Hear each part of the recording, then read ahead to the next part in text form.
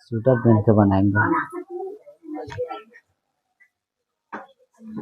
हाँ, तो कैसे मेरे प्यारे दोस्तों, स्वागत है आपका हमारे इस YouTube channel online coaching classes में। आज हम लोग देखने जा रहे हैं निर्देशांक ज्यामिति। निर्देशांक ज्यामिति का टॉप मोस्ट वीवीआई क्वेश्चन है, उसके फार्मूला के साथ और 20 नंबर इससे पूरा क्लियर हो जाएगा। चलिए तो शुरू करते हैं आज के क्लास। देखिए निर्देशांक ज्यामिति है ना, तो सबसे पहले यहाँ पे आ जाता है हमारा भुज और कोटि। ठीक है, भुज और कोटि। यहाँ पे बीच वाला बिंदु है ना, इसको हम मूल बिंदु कहते हैं। मूल बिंदु, ठीक है, यह हो जाएगा मूल बिंदु। इस साइड हमेशा x रहेगा और इस साइड x डैश, इस साइड x डैश, इस साइड y और इस साइड y डैश रहेगा। ठीक है, इस साइड y डैश हो जाएगा। जब भी x रहेगा ना, x तो x प्लस में रहेगा और y माइनस में रहेगा, y प्लस में रहेगा। ठीक है, ऊपर वाला y प्लस में, नीचे वाला किस में रहेगा, माइनस में, और इस साइड वाला भी किस में रहेगा, माइनस में। ठीक है, x क्या होगा, x याद रखना, x क्या होगा, भुज होगा। ठीक है, x क्या होगा, भुज होगा। आप पहले सब अपना अपना वीडियो बंद करो, था बंद करो जल्दी, शांति से यहाँ पढ़ाई पे ध्यान दो। ठीक है, भुज कोटि हो गया। अब भैया भुज कोटि देखो, x हमेशा भुज होगा और y कोटि हो जाएगा। ठीक है, y कोटि। अब भुज कोटि तो बतला दिया है, उसके बाद क्या बतलाए हैं, चतुर्थांश। ठीक है, क्या चतुर्थांश। ठीक है, चतुर्थांश टोटल कितना होता है, चतुर्थांश टोटल 4 होता है। ठीक है, चतुर्थांश 4 प्रकार के होते हैं। प्रथम चतुर्थांश, द्वितीय चतुर्थांश, तृतीय चतुर्थांश और चतुर्थ चतुर्थांश। ठीक है, प्रथम चतुर्थांश पहले x वाला लेंगे तब फिर y वाला, यानी प्लस कमा प्लस, प्लस कमा प्लस। देखो x वाला और y भी क्या है, प्लस, दोनों प्लस प्लस है तो प्लस कमा प्लस। दूसरा चतुर्थांश पहले x वाला क्या है, माइनस, और y वाला प्लस, तो माइनस कमा प्लस। तीसरा चतुर्थांश, हाँ तीसरा चतुर्थांश माइनस माइनस। चौथा चतुर्थांश आधा घंटा में हो जाएगा, प्लस माइनस, हो गया प्लस माइनस। चतुर्थांश क्लियर। जैसे एक उदाहरण हम अभी तुरंत बतलाए,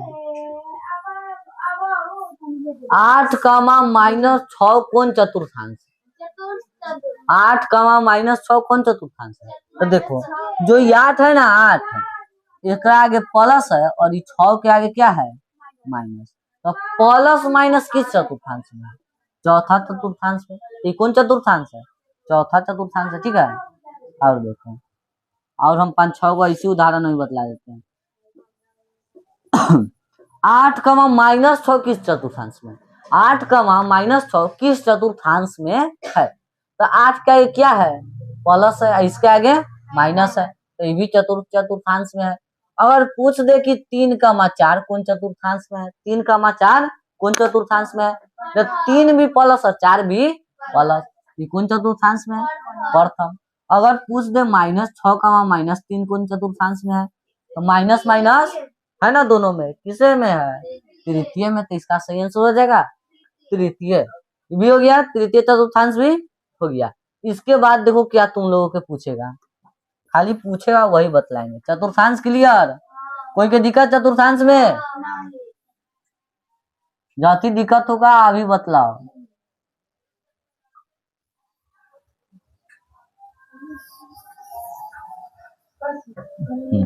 चतुर्थांश के आगे तुम लोग देख लो, चतुर्थांश के आगे मूल बिंदु का निर्देशांक, y अक्ष का निर्देशांक और x अक्ष का निर्देशांक, ये क्या है हमारा, मूल बिंदु है ना, मूल बिंदु।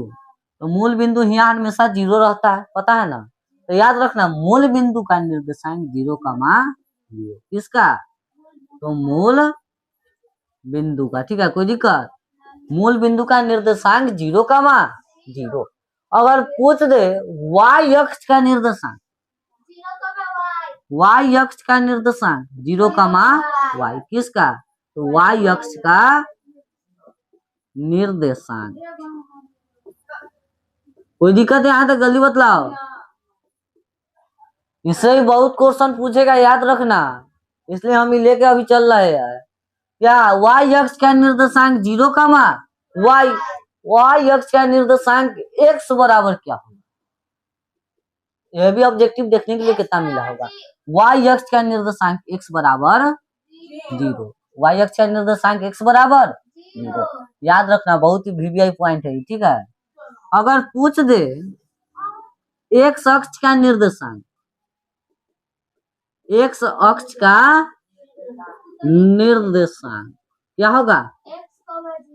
x, 0। याद रखना, बहुत ही वीवीआई है। x अक्ष का निर्देशांक क्या होगा? तो x, 0। x अक्ष का निर्देशांक x, 0। ये भी पूछता है x अक्ष का निर्देशांक y बराबर 0। याद रखना, ठीक है, y बराबर 0। हो गया यहाँ तक? कोई दिक्कत? कोई दिक्कत यहाँ तक? नहीं। चलो, ये भी हो गया कंप्लीट। इसके आगे ऑब्जेक्टिव देखो, मिटा देते हैं कि ना।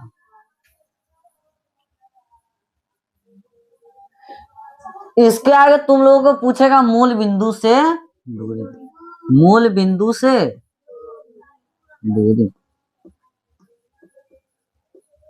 त्रिकोणमिति का फॉर्मूला याद करने का भी ट्रिक बतला दिया जाए कि? हाँ, चलो ये देख लो पहले। मूल बिंदु से दूरी, मूल बिंदु से दूरी बोलेगा ना तो कुछ नहीं करना है, √x² प्लस, यही इसका क्या है? फॉर्मूला है, √x² प्लस y²। जैसे मेरे को क्वेश्चन भी ले लेते हैं, 6,8 का मूल बिंदु से दूरी निकाले, है ना। 6,8 का मूल बिंदु से दूरी निकाले तो √x² प्लस y²। x क्या है? x 6, तो 6 का स्क्वायर प्लस y क्या है? y 8, तो 8 का स्क्वायर। 6 का स्क्वायर हो जाएगा 36, 8 का स्क्वायर 64। हो गया। अब जोड़ दो दोनों को, 100 कितना जाएगा? 100 निकल जाएगा 10 इकाई, ठीक है, 10 इकाई। हो गया यहाँ तक? 10 इकाई हो गया। ये भी कोई दिक्कत? जल्दी बतलाओ।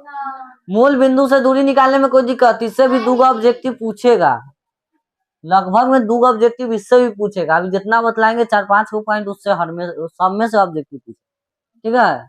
इसलिए जितना अभी पॉइंट बतलाए उस सबको ध्यान से सुनते रहो। अब उन्ने लड़का सा तो उन्ने है, तो उकरा से कैसे पहुंचेगा?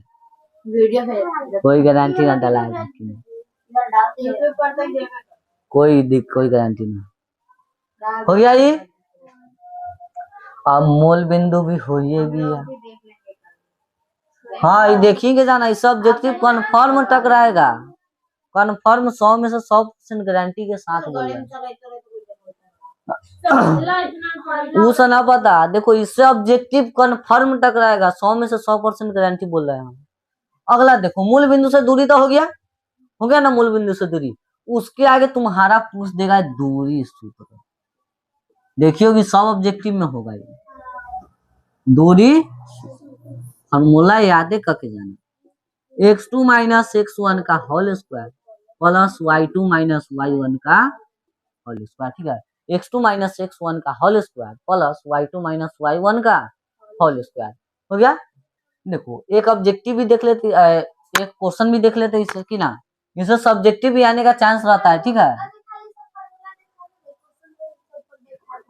तो फार्मूला सुबह में तो होबे ना करेगा, होगा ना सुबह में। अभी तो हम सब्जेक्ट ऑब्जेक्टिव बतला रहे हैं, इससे ऑब्जेक्टिव 100% टकराएगा कंफर्म। इसलिए अब जो मेन है वही को बतलाएंगे सिर्फ अभी हम। हो गया। क्वेश्चन पूछ देगा 0,4 तथा, अच्छा समझित रहना, 2,6 के बीच की दूरी, ठीक है। ये दोनों के बीच की दूरी, आगे वाला x और पीछे वाला y। हो गया। आगे वाला x और पीछे वाला y, ठीक है। ये पहला का है तो 1 है, दूसर का है तो हो गया। अब वही फार्मूला पर सेम बैठाना। देखो, x2 माइनस x1 का होल स्क्वायर। तो x2 क्या है 2 माइनस x1 क्या है 0, इसका होल स्क्वायर है तो इसका whole square plus y2 minus y1 का होल स्क्वायर क्या है 6 माइनस y1 4, इसका होल स्क्वायर। कोई दिक्कत यहाँ तक? अच्छा है समझते रहो, क्योंकि हम बोले अभी तो कन्फर्म आएगा तो आएगा। ई बच जाएगा 2 प्लस सी भी घटेगा तो बच जाएगा 2 ये ना बच जाएगा। 2 का स्क्वायर क्या हो जाएगा 4, ये भी 2 का स्क्वायर 4, तो रूट अंडर 8। अब 8 तुमको आंसर देखने के लिए नहीं मिलेगा, तुमको आंसर देखने के लिए मिलेगा 4 दूना 8, 4 निकल जाएगा 2 रूट अंडर 2 इकाई। जल्दी बतला दो तो यहाँ तक कोई दिक्कत? दूरी सूत्र कोई दिक्कत? समाप्त दूरी सूत्र अभी नहीं हुआ, एक क्वेश्चन और दूरी सूत्र से। अब एक क्वेश्चन है, अब इस सेम क्वेश्चन नहीं पूछेगा, ठीक है, सेम क्वेश्चन नहीं पूछेगा। अब ये क्वेश्चन तनका दोसर टाइप देखो, अगर पूछ दे बोलेगा कि दूरी सूत्र दे दिया 10 इकाई, दूरी सूत्र दूरी दो बिंदु के बीच की दूरी 10 इकाई, और दे देगा 0,4 और 2,y रहता है ना, दे देता है ना कभी कभी। तो क्या करना, सेम वही फॉर्मूला, सेम यही फॉर्मूला लगा देना, बराबर में क्या रखना 10 दिया है, देखो 10 दिया है, 10 दिया है तो बराबर में 10, रूट हटेगा बराबर की उस साइड, स्क्वायर चल जाएगा ना, सेम यही बन जाएगा, ठीक है, कोई दिक्कत? सेम ऐसे ही बना देना है, इससे भी कन्फर्म। रूट है ना, रूट हटेगा तो बराबर की साइड स्क्वायर में, तो 10 का स्क्वायर 100, दूरी सूत्र हो गया।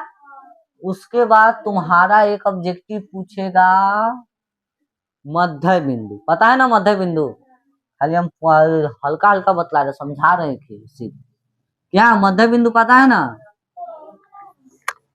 मध्य बिंदु क्या है, तो x1 प्लस x2 बटा में 2 और y1 प्लस y2 बटा में 2। कन्फर्मेशन से ऑब्जेक्टिव वेबे करेगा 100 में से 100%। हाँ देखो x1 प्लस x2 बटा में 2 और y1 प्लस y2 बटा में 2, और यह क्वेश्चन कैसे पूछेगा बतला रहे हैं।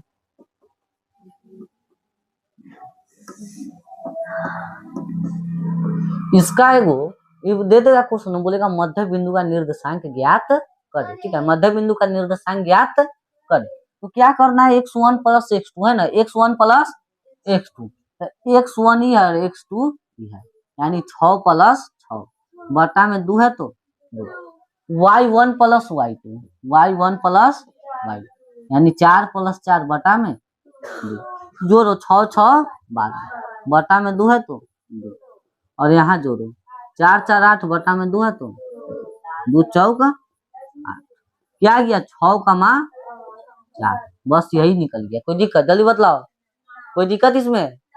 जिसको अंगी लग रहा है चाहे कुछ हो रहा है उसका गारंटी हम नहीं कटेगा, तो वही हो जाएगा डायरेक्ट आंसर। हाँ वीडियो डाल दिया वो हम हो गया, हम तो बोले समझने के लिए कितना आऊंगे, अभी समझा लेंगे भर रहा। हाँ आए ना, हाँ क्या कि अथी का क्वेश्चन सेट न हो संस्कृत का,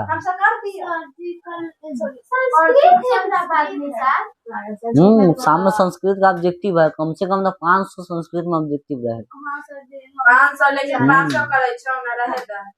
हाँ जितना ऑब्जेक्टिव सेट हुआ उतना ही न करेंगे।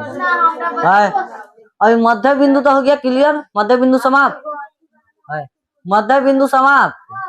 अब मध्य बिंदु के बाद पूछेगा क्या, त्रिभुज के केंद्र पता है ना, हाँ बटा में 3 वाला, ये भी बहुत ही वीवीआई पॉइंट है।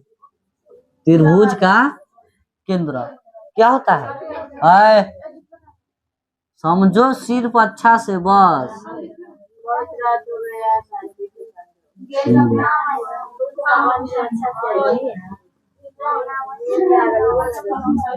यहाँ क्या हो गया, त्रिभुज के केंद्र का फॉर्मूला है, ठीक है, त्रिभुज के केंद्र का फॉर्मूला है।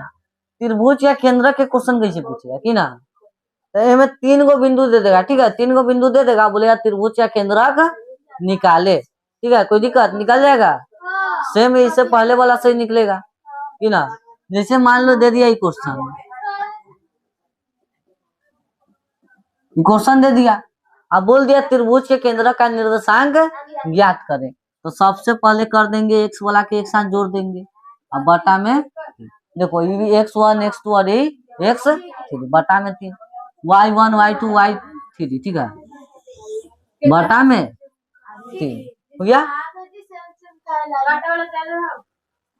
हाँ घरे ले गया, 12 3 15 बटा में 3 है तो 3 3 6 2 4 6 बटा में 3 है तो 3 5 15 3 गुना 6 यानी 5 कमा 2 निकल गया, मान गया।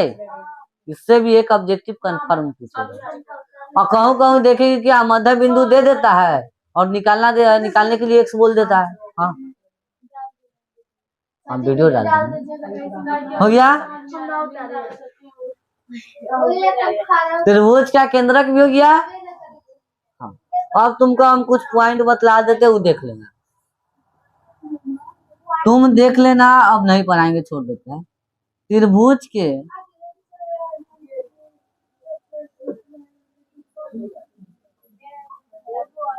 क्षेत्रफल,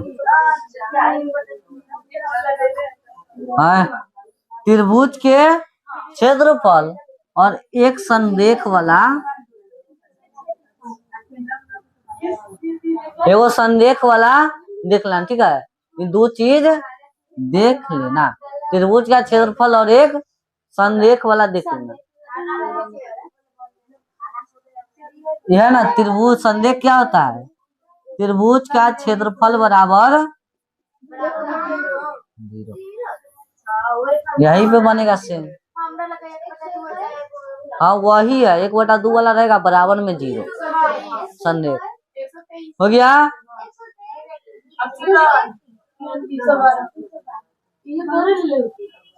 17 मिनट का सेक्शन नहीं देखिए।